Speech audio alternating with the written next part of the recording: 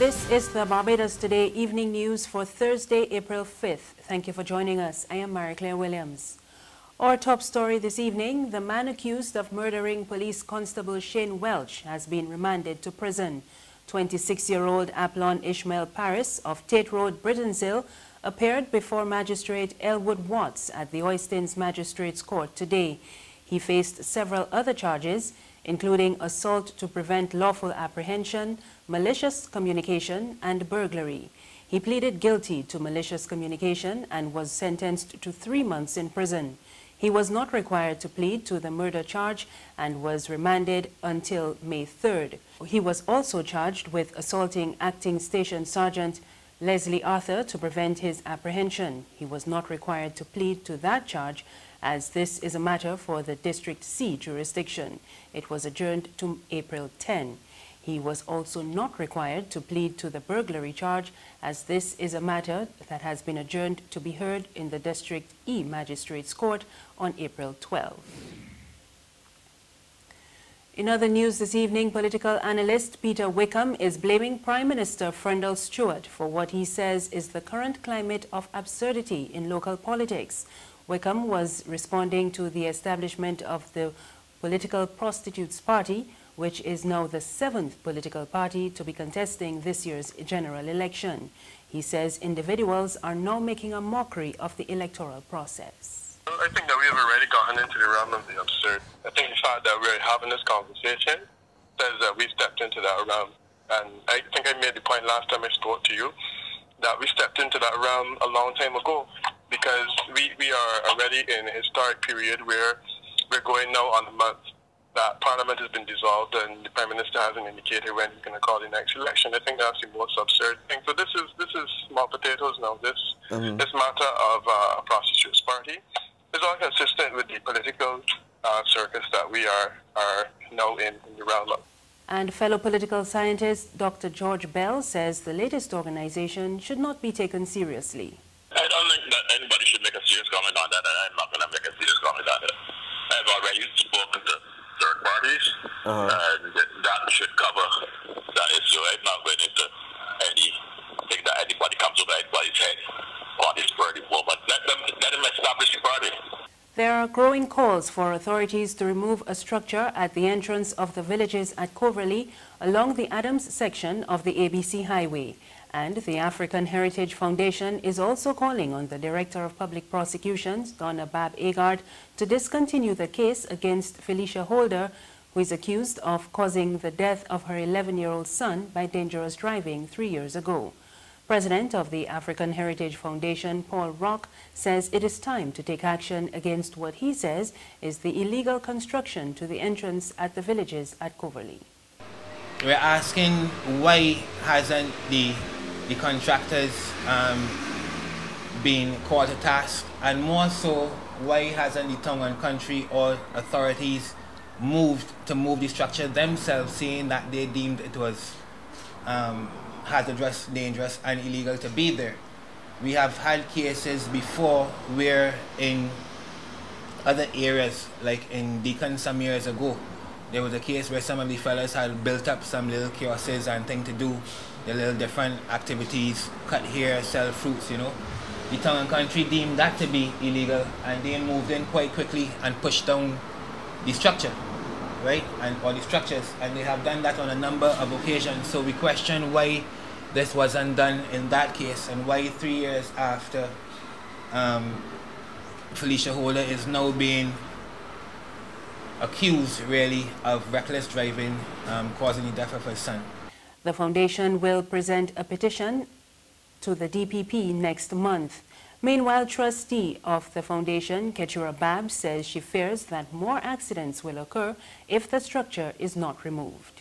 What we are asking for is that they remove it so that it is no longer a danger to other motorists, to other pedestrians, to other road users. And our focus is that, as provided for in the legislation, Section 75 of the legislation that governs the functioning of the Director of Public Prosecutions, there is leeway for using discretion to determine whether a charge should be should be laid and whether it should be pursued.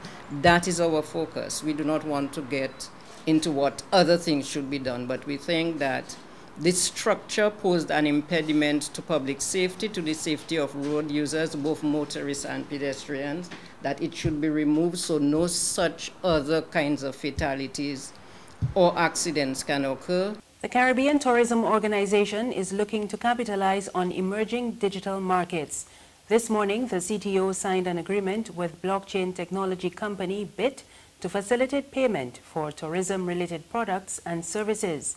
CTO General Secretary Hugh Riley told a news conference this morning that the move could also contribute to the further integration of the region's economy. Every time we embrace new technology, we look at possibilities which some of us can't even anticipate at the beginning. So we know that the collaboration which our MOU will allow will open doors. It will allow us to question things. It will allow us to question each other.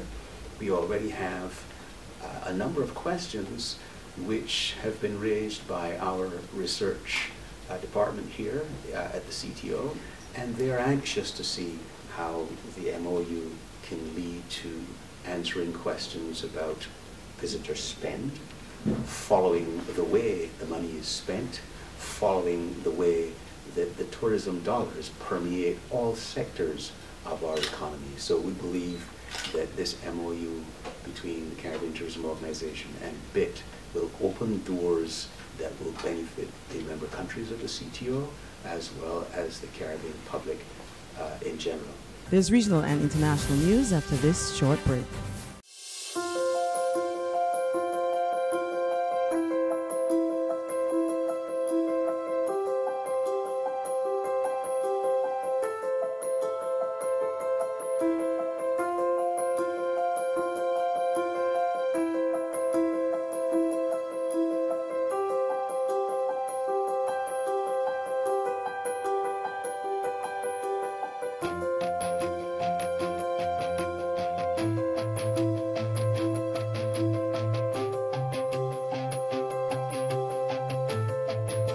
Barbados Today, news you can trust.